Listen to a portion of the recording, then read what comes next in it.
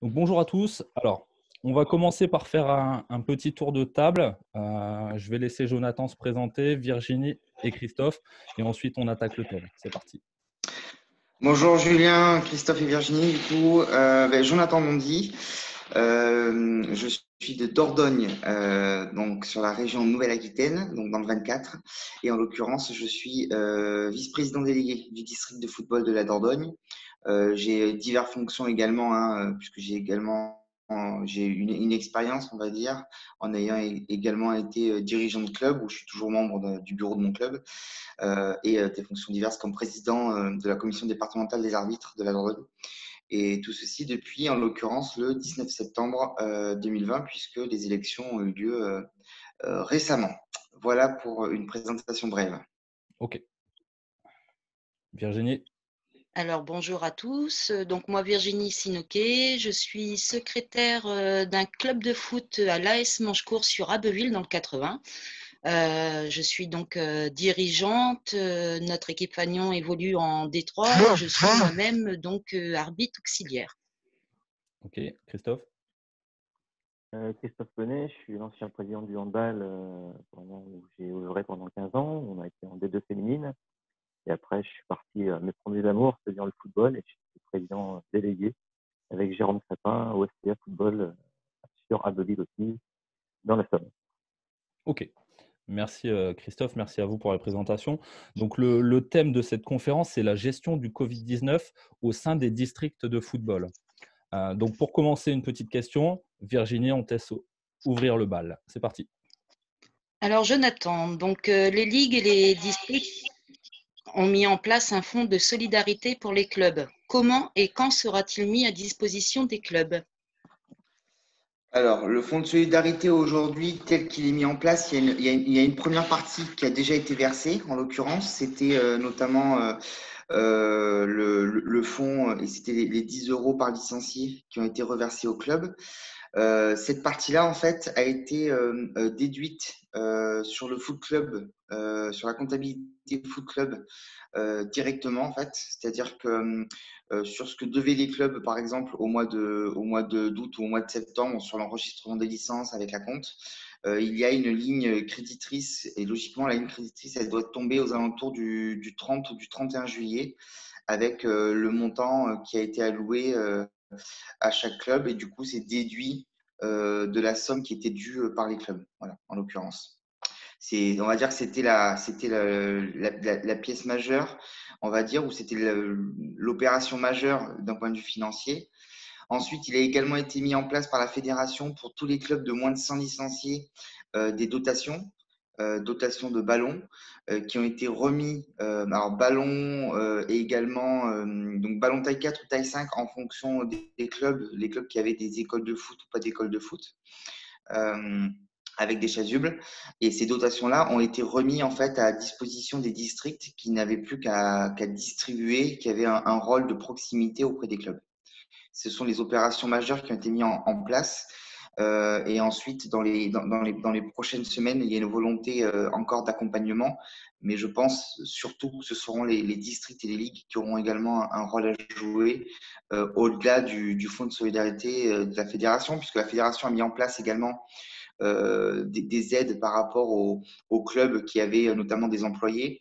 Mais aujourd'hui, je pense de manière très terre à terre que la problématique, c'est pas forcément pour les clubs qui vont avoir des salariés et qu'aujourd'hui, la population de clubs ou le nombre de clubs qui ont des salariés, notamment dans le foot amateur et dans ce qui, moi, je vais dire, me concerne en tant que dirigeant de district. Dans mes clubs de district, j'en ai relativement peu qui ont des salariés. On est surtout sur des structures associatives où essentiellement on a des bénévoles qui œuvrent. Donc, je pense que la problématique aujourd'hui, elle n'est pas forcément là en tout cas. En espérant avoir répondu à ta question, Virginie, du coup. Oui, merci beaucoup. Moi, je vais rebondir tout de suite sur le fonds de solidarité parce que je voulais savoir ce fonds, en fait, c'est une sorte d'avoir, en fait, ces 10 euros que tu donnes au club, c'est ça? Ouais, c'est ça. Enfin, je sais pas si on peut dire un avoir. C'est qu'en fait, d'une saison sur l'autre, il y a ce que l'on appelle le paiement de l'acompte des licences, hein, c'est-à-dire qu'en fonction du nombre de licenciés que tu avais au 30 juin, ta ligue d'appartenance te prélève au mois d'août ou au mois de septembre. Alors nous, en l'occurrence, sur la Ligue de football Nouvelle-Aquitaine, il y a eu un étalement et il y a eu un report, puisque c'est comme ça depuis 3 ans, depuis que le président de la Ligue avait été élu en 2017 chez nous. Avec la volonté justement, on sait que les manifestations, alors en période normale, hein, je ne vais pas parler aujourd'hui de Covid, mais en période normale, les manifestations, elles n'arrivent pas dès le mois de septembre, mais elles arrivent plutôt à partir du mois d'octobre, de novembre, etc. Je dirais même les rentrées d'argent, hein, quand on fait payer les licences, on ne les fait pas payer dès le 1er septembre. On sait très bien que les licences, elles vont arriver septembre, octobre, novembre, voire certains qui sont un peu retardataires au mois de décembre. Et donc, notre ligue d'appartenance, en l'occurrence, sur la Ligue Nouvelle-Aquitaine, avait décalé en fait les prélèvements et les avait étalés. Et l'objectif de ça, justement, c'était d'avoir un peu plus de confort de trésorerie pour les clubs. Et donc, le fonds de solidarité, cet avoir-là, en fait, est déduit notamment de ça. C'est-à-dire qu'un club qui devrait, par exemple, 2, 3, 4 000 euros de licence, et bien en fait, l'aide financière de la fédération et le fonds de solidarité vient en effet en déduction de ce qu'aurait dû avoir à payer le club en temps normal. Tout à fait. C'est pas de l'argent qui a été versé directement sur le compte du club, mais la finalité est la même entre être prélevé 4 000 euros et être remboursé par exemple 1 500, ou qu'on déduise de suite et que ça fasse plus que 2 500 euros à payer. Bon, l'un dans l'autre, on est sur une comptabilité qui est identique au final. Ok, enfin Virginie, ouais. Du coup, si je peux me permettre, donc les clubs qui sont à jour de leur cotisation, peuvent-ils réclamer le crédit ou il est reporté pour la saison prochaine en fait?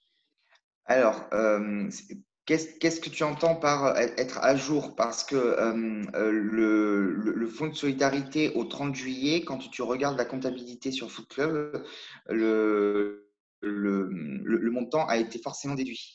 Donc, soit tu es créditeur sur ton compte Foot Club, et dans ces cas-là, en effet, si tu es créditeur, ça veut dire que les amendes que va prendre ton club, c'est-à-dire les cartons jaunes, les amendes, les cartons rouges, etc., ça veut dire à un moment donné que ton crédit va baisser petit à petit, mais du coup, ça ne te coûtera rien dans ces cas-là.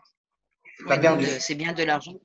C'est de l'argent qui reste quand même au district, c'est-à-dire que les clubs ne peuvent pas toucher, donc n'ont pas de trésorerie c'est pas de l'argent qu'ils peuvent récupérer. ce n'est pas de l'argent que ce n'est qu'une opération ce n'est qu'une opération, ce n'est qu'une écriture comptable. Les districts n'ont pas cet argent-là en fait, hein. L'argent n'a pas été versé au district. Ce n'est qu'une écriture comptable qui permet en fait de savoir qu'en effet, vous avez pas de la trésorerie réelle, vous avez de la trésorerie virtuelle sur les frais qui incombent au club, des frais de fonctionnement sportif, pas des frais de fonctionnement de buvette, etc. C'est vraiment sur les cartons jaunes, les frais d'engagement, les cartons rouges, les amendes que vous pourriez prendre pour une convocation en commission de discipline, etc. D'accord, c'est beaucoup plus clair pour moi. Merci. Non, mais il n'y a pas de souci. Christophe, à toi de jouer. Est-ce que vous n'avez pas peur qu'à un moment donné, suite à cette deuxième crise, il y ait une perte au niveau des licenciés et des clubs plutôt du bas? Parce que je pense que les clubs pro ou semi-pro arriveront toujours à sortir une épingle du pied. Mais je pense que les petits clubs vont à un moment donné être en difficulté parce que effectivement, il y aura toujours l'aide du remboursement de la licence. Mais aujourd'hui, les petits clubs ne peuvent pas organiser un loto, ne peuvent pas organiser une raiderie. Et je pense qu'à cette problématique, on va payer les frais d'ici peu de temps, je pense. Alors, pour te répondre, Christophe, moi je suis quelqu'un de très terre à terre, et ayant été président de club jusqu'au mois de juin, et après pour des raisons électorales, j'ai préféré me retirer de la présidence de mon club. Je connais un petit peu les besoins et aujourd'hui le risque, hein, qui est clair. Par rapport à la perte de licenciés, il faut être très clair. Les chiffres sont malheureusement sont en train de tomber, et quand on fait un état des lieux entre le 15, alors je vais prendre un mois de décalage, puisqu'aujourd'hui, on a reçu les chiffres au 15 octobre, donc 15 octobre 2019, 15 octobre 2020.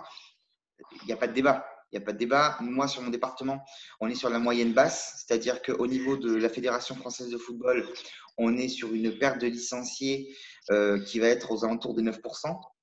Sur ma ligue d'appartenance, la Ligue de football Nouvelle-Aquitaine, on est sur une perte de licenciés qui va être aux alentours des 5,3, quelque chose comme ça. On est quand même sur la tranche basse. Et moi, mon district, en l'occurrence, où je suis, le district de football de la Dordogne, on est en effet sur une perte de licenciés aux alentours des 4%. La perte, elle est là. Donc ça, on peut pas revenir, on peut pas le nier. Là, aujourd'hui, où je suis un petit peu plus optimiste, un peu plus positif, c'est qu'aujourd'hui, la perte de licenciés, on l'a en effet dans les chiffres par rapport aux enregistrements. Mais quand je consulte les petits clubs, quand je dis petits clubs, c'est pas péjoratif, hein, ce sont des clubs en effet qui vont avoir un effectif, un nombre de licenciés un peu moins important que des clubs de National 3, de R1. On est bien d'accord hein, sur la notion de petits clubs. Quand je consulte ces clubs-là, le retour qu'on a, c'est quoi? C'est qu'aujourd'hui, notamment sur le football d'animation, parce qu'aujourd'hui, là où on a une perte significative, c'est le football d'animation. Ce n'est pas du tout sur le pôle senior ou sur les licenciés seniors. Aujourd'hui, on a à peu près un équilibre.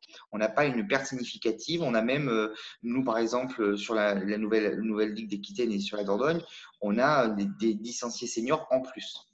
Là, aujourd'hui, où on a une vraie perte, c'est sur le foot d'animation. C'est sur la partie U6, U7, U8, U9, U10, U11. Où là, en effet, on a une vraie perte de licenciés. Pourquoi? Parce que les parents, aujourd'hui, n'ont pas forcément confiance. Ils n'ont pas confiance en l'avenir. Qu'aujourd'hui, je pense qu'il y a un déficit de communication de la fédération pour essayer peut-être de rassurer également les parents et que c'est là qu'on a un rôle à jouer, nous, les élus et les hommes de terrain ou les femmes de terrain. On a ce rôle justement de rassurer les parents parce qu'aujourd'hui, les protocoles sanitaires, ils sont mis en place dans les clubs. Les clubs font de véritables efforts pour pouvoir accueillir du monde. Aujourd'hui, malgré que ce soit des bénévoles, on a vraiment des gens qui sont très professionnels dans cette application, des protocoles. Et qu'aujourd'hui, on a des parents qui continuent à amener leurs gamins et leurs minots aux entraînements, mais qui n'ont pas forcément encore pris la licence, car en effet, ils ont un doute que la saison a son terme. Et malheureusement, on est également soumis au pouvoir politique, hein, aux décisions gouvernementales, qui font qu'aujourd'hui, en termes de lisibilité, c'est difficile pour nous de pouvoir avoir un plan de communication et de se dire on va rassurer en disant qu'on va reprendre à telle date et qu'on va bien terminer la saison, sachant que nous-mêmes, au niveau des instances, aujourd'hui, on n'a pas forcément les garanties gouvernementales nous disant oui, le sport est un enjeu social, est un vecteur important pour nous. Aujourd'hui, on n'a pas ce message-là qui nous est transmis de la part des autorités gouvernementales. Donc, c'est forcément un contexte un petit peu difficile pour apporter confiance. Cependant, pour revenir sur ce que tu disais, Christophe, il est évident qu'aujourd'hui, le foot amateur va être en grande difficulté. Quand je fais le tour des clubs, les clubs, ils me disent à peu près la même chose. Ils me disent, aujourd'hui, on n'a pas de sortie d'argent, on n'a pas de rentrée d'argent. Donc, on va dire que c'est le statu quo. Donc, peut-être que la problématique financière pour les clubs, elle n'est pas immédiate. Mais par contre, elle va être dans les prochains mois. Parce que quand on va reprendre la compétition, il va y avoir les arbitres à payer. Dans certains clubs, il y a les éducateurs qu'il faut défrayer. Certains joueurs, parfois, parce que même en D1 ou en D2, dans certains clubs de district, on a des joueurs qui sont défrayés. On sait, et ensuite, on va avoir les frais quand même de nourriture du casse-croûte d'après-match. On va avoir les petites collations de la mi-temps pour les joueurs. On sait qu'on a des dépenses. On a l'assurance des locaux à payer, la responsabilité civile du club. Enfin, on a des dépenses qui sont inhérentes. Ça, on le sait. Donc, ça veut dire que la problématique, elle n'est pas forcément aujourd'hui, mais la problématique, elle est plutôt demain, justement, quand on va reprendre. Et c'est là que je pense que le district, alors quand je dis le district, c'est pour chaque département, je ne parle pas du mien, mais que du mien bien évidemment, mais c'est là que le rôle du district et de sa ligue d'appartenance va avoir un rôle prépondérant dans l'accompagnement, dans la compréhension et dans le fait de trouver des solutions pour peut-être étaler certaines charges, pour peut-être réduire certaines charges et pour trouver des solutions avec les clubs justement pour avoir un coût financier pour les clubs qui soit minimisé. Donc, la perte de licenciés, elle est là. Je l'entends, elle se voit, donc on ne peut pas la nier. Mais je pense qu'il y a un contexte où il va falloir qu'on rassure les gens et qu'on leur apporte de la confiance pour leur dire votre enfant, vous pouvez l'amener à l'école de foot. Il y a un protocole mis en place. Il y a des douches le nombre de douches qui sont réduits. Il y a un sens entrée, un sens sortie. Il y a du gel, il y a le port du masque obligatoire. Il y a des choses qui sont mises en place. Donc, faites-nous confiance. Faites-nous confiance. C'est vraiment le message qu'il faut qu'on arrive à faire passer aux parents. C'est qu'aujourd'hui, on a des bénévoles qui sont très investis dans nos clubs et que aujourd'hui, quand on voit le nombre de clusters très faibles qu'il y a dans les clubs de foot, je ne suis pas certain qu'on puisse dire que c'est dans les associations sportives qu'il y a le plus de cas Covid qui soient décelés. Voilà, j'espère avoir répondu à ta question, Christophe. J'ai été un petit peu bavard, mais je voulais faire passer le message. Voilà. Oui, je suis entièrement d'accord avec toi. Après, moi, j'ai 3 facettes, entre guillemets. Je viens du monde du handball, j'ai connu le football, je connais aussi la gymnastique et je me dis que c'est 3 versions différentes d'accompagnement des districts ou des comités et des ligues. Et je pense qu'à un moment donné où vous avez votre rôle à jouer à votre niveau, comme la ligue, un peu plus et encore en plus la Fédé, c'est que vous mettez en place effectivement dans le football une remise entre guillemets sur la licence. Il y a d'autres fédérations, c'est rien. Et à côté de ça, ils ont les parents qui réclament la cotisation. Donc ces associations sportives, peu importe la discipline, parce que peut-être que dans le foot ça va se faire aussi, et effectivement vous faites une réduction, mais il y a peut-être des parents à un moment donné qui vont dire moi mon gamin n'a pas joué au football pendant 6 mois, je vais demander 50%. Et à un moment donné, toute discipline confondue, la marge de manœuvre et le levier, c'est les fédérations. Tant que les fédérations vont pas être très solidaires, pas penser qu'à eux, mais être vraiment très solidaires pour le monde sportif, on va pouvoir sauver le football, le sport amateur. Alors, je vais aller dans ton sens, où en effet, les fédérations, quel que soit le sport, ont un rôle de pilotage à jouer et un rôle en effet de support et de soutien. Mais on est dans un contexte aussi aujourd'hui politico-sportif. La fédération, il y a des élections au mois de mars. Les ligues, les élections ont lieu en ce moment, voire même dans certains districts, il y a des districts qui sont un petit peu en retard pour leurs élections, donc c'est en cours. On sait que malheureusement, je pense, alors là, je suis peut-être rêveur de le dire, mais ou plutôt négatif de le dire d'ailleurs, c'est l'inverse.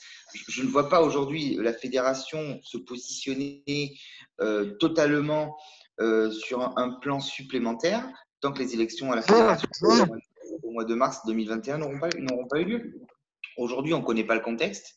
On ne sait pas si Noël Le Graët, pour la Fédération française de football, repart ou pas. Il doit l'annoncer lors de l'Assemblée fédérale du mois de décembre de la Fédération. Donc, aujourd'hui, on ne connaît pas trop le contexte. Et malheureusement, on est un petit peu soumis également à ce contexte politico-sportif de savoir qui seront les dirigeants de demain et donc quelles seront les actions et les projets qui vont être mis en place. Donc, on est aussi soumis un petit peu à ce contexte-là et c'est un petit peu dommage d'ailleurs qu'on soit soumis à ce contexte-là car les clubs, ils ont pas envie d'attendre, il ne faut pas attendre mars, quoi. Il ne faut pas attendre mars ou avril que nos clubs sont en difficulté. C'est maintenant qu'il faut agir. C'est sur cette phase de transition, c'est-à-dire qu'il faut anticiper une reprise d'activité. Et c'est maintenant que les décisions, on doit les prendre. C'est maintenant qu'on doit trouver des plans d'accompagnement et des plans de structuration de nos clubs pour leur permettre justement de pouvoir reprendre une activité. Soyons transparents, dans le monde du football, ce ne sera pas avant le mois de janvier. Et c'est justement maintenant que oui, on est peut-être confiné, mais ce n'est pas parce qu'on est confiné qu'on ne peut rien faire. On est confiné, certes, mais on doit pouvoir trouver des solutions, mettre en place des plans d'accompagnement, justement pour que lorsque nos clubs vont reprendre au mois de janvier, ils reprennent pas avec la boule au ventre, mais qui reprennent justement avec certaines certitudes ou en tout cas avec de l'espoir. Je vais en profiter pour me poser une deuxième question encore. Est-ce que vous, dans le football, vous faites des visios pour les entraînements? Oui. Pourquoi tu m'as dit? Est-ce que vous, dans le football, vous faites des visios pour les entraînements? Pour les entraînements? Il y a certaines disciplines, parce que automatiquement, après, je ne parle pas de l'école de foot, mais pour les 13-14 ans, à un moment donné, ça va peut-être faire 2 mois qu'ils ne vont pas jouer au football. Les dernières, c'était pratiquement 3 ou 4 mois. À un moment donné, le physique n'est plus adéquat par rapport à l'activité. Est-ce que vous mettez en place, je sais que le football, le handball le fait, je sais que la gymnastique le fait. Est-ce que vous, dans le milieu du football, vous mettez en place des visios avec vos licenciés pour un programme, étant donné que, bon, effectivement, il y a quand même la barrière de 20 km. Mais quand on veut faire du travail physique, on peut en faire un peu où on veut. Donc, est-ce que toi, dans ton district, vous le faites, quoi? Alors, nous, on a aujourd'hui, ce qu'il faut savoir, c'est que la Ligue de football Nouvelle-Aquitaine, donc la ligue dont dépend, hein, a mis en place un vaste programme notamment de formation et de visioconférences sur plusieurs thèmes. Il y a beaucoup de formations qui sont à destination des éducateurs, des dirigeants, des arbitres pendant cette période de confinement. Et ensuite, il a été demandé notamment à la section technique régionale de mettre en place des programmes physiques. Je sais que dans certains clubs, il y a, on va dire, certains challenges qui sont mis en place et il y a des politiques, une politique technique mise en place au sein des clubs, en effet, avec l'envoi, par exemple, dans mon club a on a un préparateur physique bénévole, hein, mais on a un préparateur physique qui a transmis à l'ensemble des joueurs du pôle senior, par exemple, un programme d'accompagnement physique et de remise en forme pour maintenir un certain degré.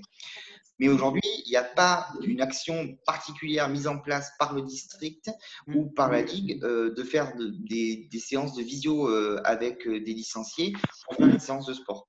Aujourd'hui, ce n'est pas quelque chose qui est mis en place dans le secteur du football.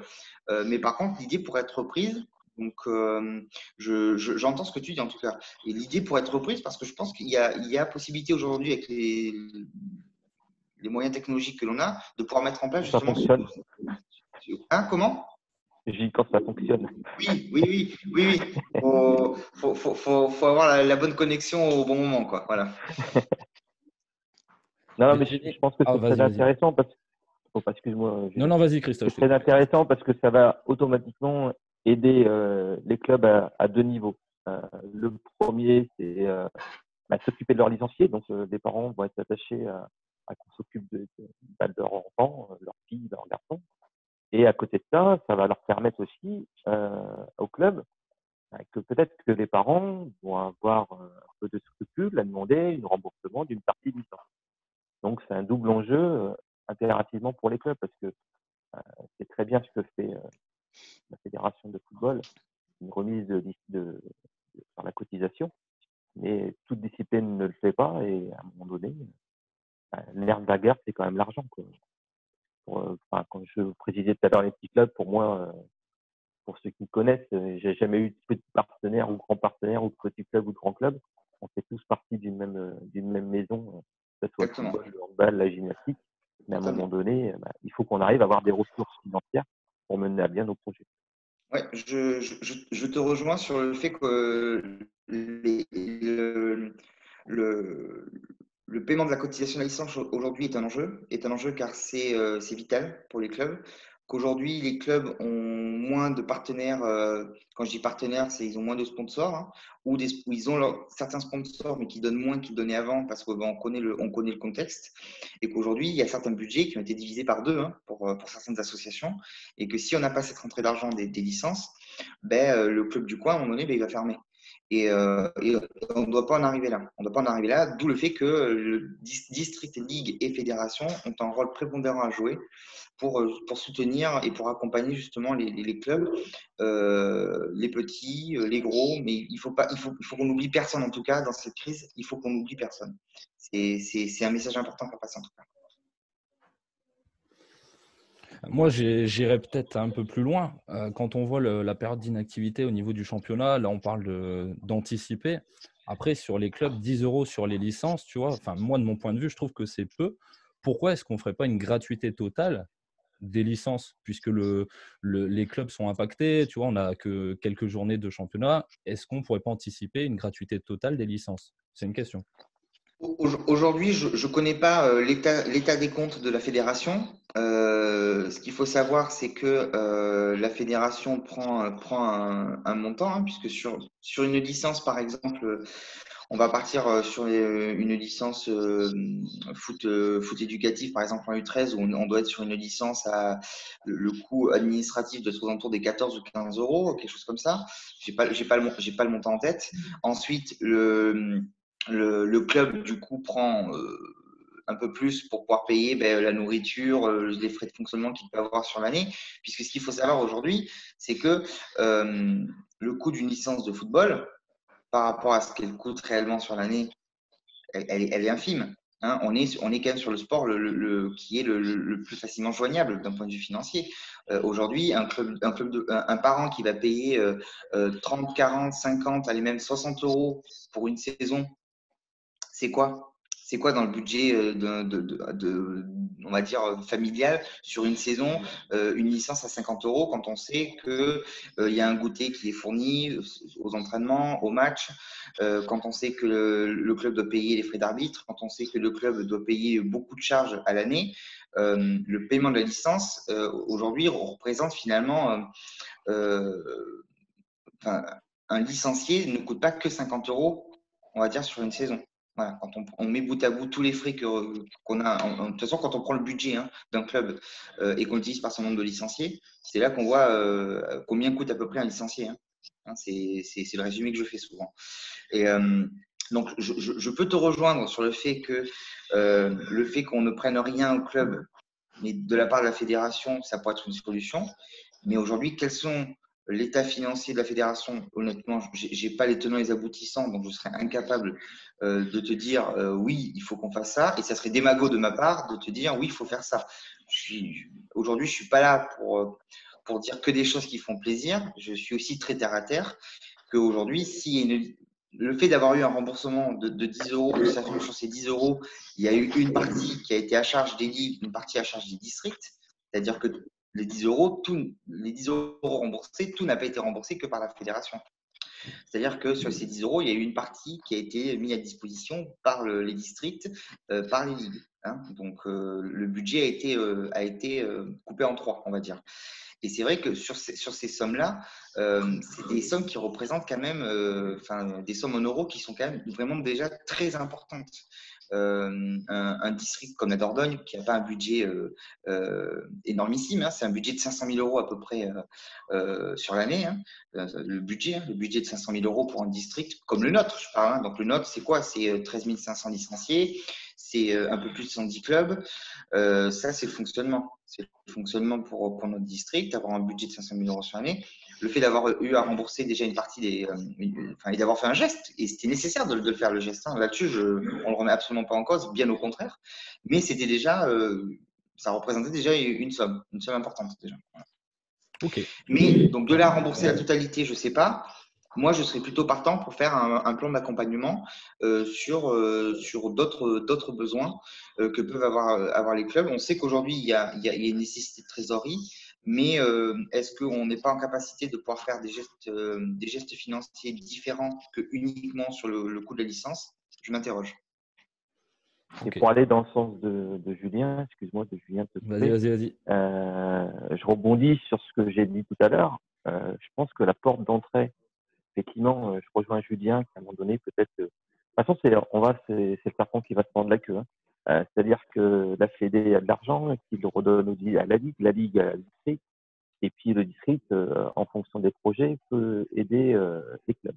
Et c'est pareil, on remonte, en fin de compte, si on fait une gratuité, ça va mettre en difficulté les districts, ça va mettre en difficulté les ligues. Et la porte d'entrée qui peut peut-être, je comprends bien que le monde économique est très important, mais je pense que le monde associatif est aussi très important. Et la porte, la structure qui peut aller défendre, entre guillemets, ce projet pour essayer d'obtenir la gratuité des licences pour les licenciés, c'est les fédérations. Et si les fédérations ont récupéré le manque à gagner des licenciés, bah, ça va dégringoler et celui qui va récupérer, c'est les petits clubs, hein. C'est les clubs en bas, hein. Pour rebondir sur ce que tu dis, sur ce que dit Julien, la problématique aujourd'hui, c'est que la fédération a également des rentrées d'argent en moins, hein, puisque il y a plus de supporters sur les matchs de l'équipe de France. Il y a eu des matchs de l'équipe de France qui ont été décalés, donc c'est aussi de l'argent qui rentre et qui permet justement qu'il y ait des parts qui soient reversées au monde amateur, et qu'aujourd'hui, cet argent-là n'est plus vraiment là pour l'instant en tout cas. Et tant qu'on n'aura pas retrouvé un peu de spectateurs et de public dans certaines de nos manifestations, il est évident que c'est une chaîne. C'est-à-dire que si la fédération n'est pas en capacité de verser, les ligues non plus, les districts non plus. Donc, d'où le fait de trouver, je pense, à nos niveaux, des solutions d'accompagnement pour permettre de soulager un petit peu les clubs. Mais il ne faut pas se leurrer, il faut être réaliste, terre à terre, faire avec nos moyens.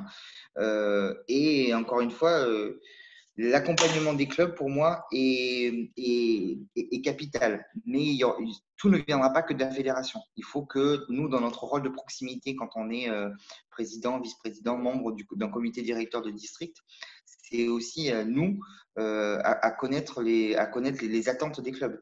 Nous, par exemple, en Dordogne, on va créer à la fin du mois 2 tables rondes, une table ronde des clubs de ligue, une table ronde des clubs de district, pour avoir un retour de leur part sur leurs attentes, sur leurs besoins, sur leurs doutes.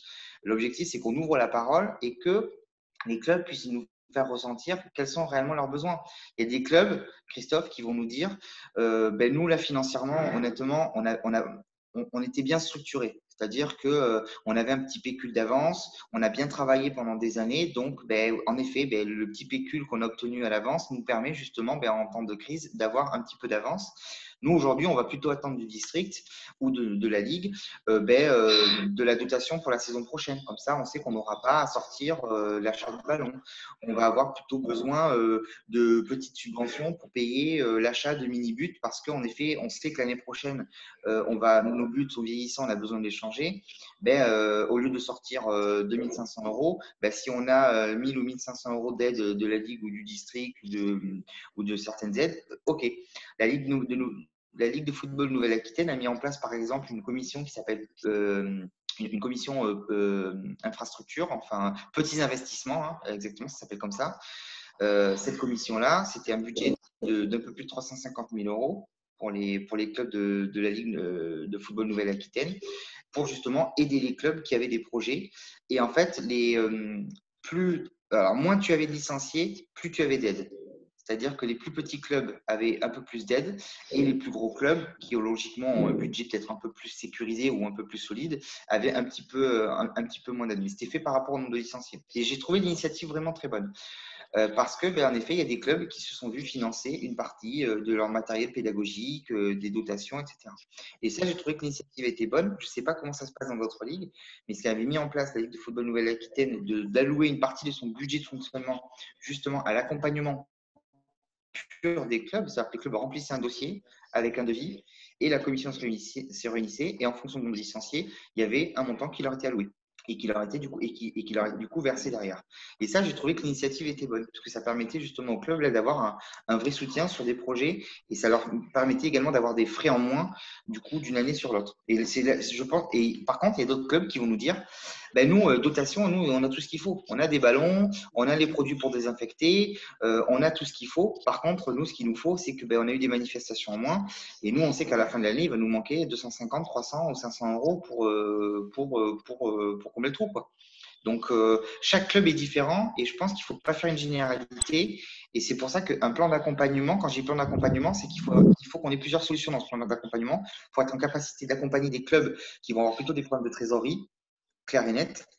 À côté de ça, on va avoir d'autres clubs qui, eux, vont plutôt avoir un besoin d'équipement, un besoin de dotation, un besoin de structuration interne des clubs, où là, on aura un autre rôle à jouer. Ok, super, merci.